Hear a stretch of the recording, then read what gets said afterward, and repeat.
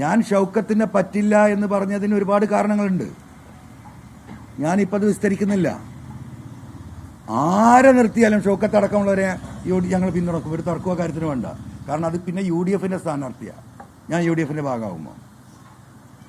പക്ഷേ ഞാനും കൂടി UDF ഭാഗമായി നിന്നാൽ ഈ പിണറായിസത്തിനെതിരെയുള്ള പോരാട്ടം PV അൻവറും UDF ഒരുമിച്ച് നിന്നിട്ടും നിലമ്പൂരിലെ LDF സ്ഥാനാർത്ഥി വിജയിച്ചാൽ ഉണ്ടാകുന്ന അവസ്ഥകളെന്ന് ആലോചിക്ക്. പിന്നെ പിണറായിസ് ഉണ്ടോ? പിന്നെ ഇവിടെ ആന്റി ഇൻകമ്പൻസി ഭരണവിരുദ്ധത ഉണ്ടോ? കേരളത്തിൽ വരാൻ പോകുന്ന 140 മണ്ഡലങ്ങളെയും ഇത് ബാധിക്കൂലേ? ഞാൻ എന്തിനു വേണ്ടിയാണ് രാജിവെച്ചത്? മൂന്നാം വട്ടവും പിണറായി വരുന്നു എന്ന നരേഷൻ ഇവിടെ കൃത്രിമമായി സൃഷ്ടിച്ച് ഇവിടെ പ്രചരണം നടന്നുകൊണ്ടിരിക്കുകയാണ്. അതല്ല വസ്തുത. ജനങ്ങൾ ആ ഗവൺമെന്റിനെതിരാണ് എന്ന് കേരളീയ സമൂഹത്തെ ബോധ്യപ്പെടുത്താനല്ലേ ഞാൻ രാജിവെക്കുന്നതിൻ്റെ ഒരു കാരണം. എന്താ എനിക്ക് അപ്പം പറഞ്ഞൂടെ? പിണറായിക്കെതിരെ നിലമ്പൂരിൽ ജനങ്ങളെ ഒപ്പം നിർത്തി UDF സഹായത്തോടു കൂടി ഞാൻ അവിടെ മത്സരിച്ച് ജയിക്കുമെന്ന് പറഞ്ഞാൽ പോലെ ആരെങ്കിലും പറ്റില്ല എന്ന് പറയോ? എന്നെ ഈ കുറ്റവാളിയാക്കുന്ന കേരളത്തിലെ ജനങ്ങളോടാണ് ഞാൻ ചോദിക്കുന്നത്. ഇവർ തടയോ? എനിക്ക് മത്സരിച്ചൂടെ? ഇപ്പൊ തെരഞ്ഞെടുപ്പ് ഘട്ടത്തിലല്ലേ? ഇപ്പൊ ഈ അൻവറിനെ തെറി പറയുന്ന ആളുകൾ മുഴുവൻ ഈ പ്രചരണ രംഗത്തുണ്ടാവില്ലേ? ഞാൻ എന്താ ചെയ്തത്?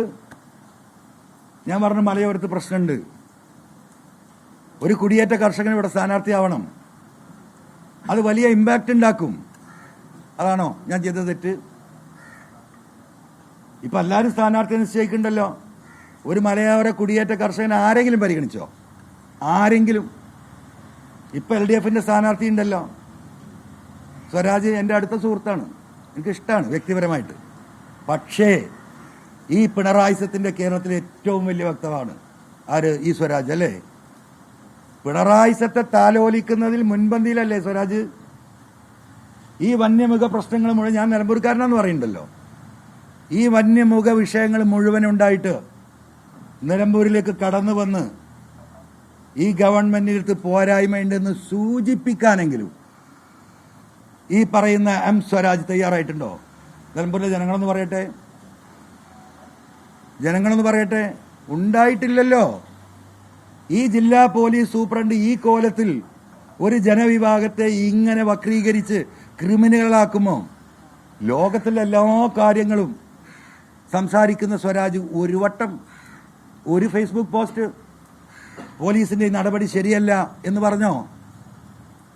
സ്വരാജ് സംസാരിക്കും പലസ്തീനിലെ മുസ്ലിങ്ങൾക്ക് വേണ്ടി. മുടക്കൊന്നുമില്ലല്ലോ. പലസ്തീനിലെ മുസ്ലിങ്ങൾക്ക് വേണ്ടി, ലോകത്ത് ഉണ്ട് എന്ന് പറയുന്ന ഇസ്ലാമോഫോബിയക്ക് എതിരെ അല്ല. ഇന്ത്യയിൽ നടക്കുന്ന, മലപ്പുറത്ത് നടക്കുന്ന, മൂക്കിന്റെ ചോട്ടിൽ നടക്കുന്ന നിലമ്പൂരിലെ വിഷയത്തിൽ പോലും മൂപ്പര് പ്രതികരിക്കില്ല.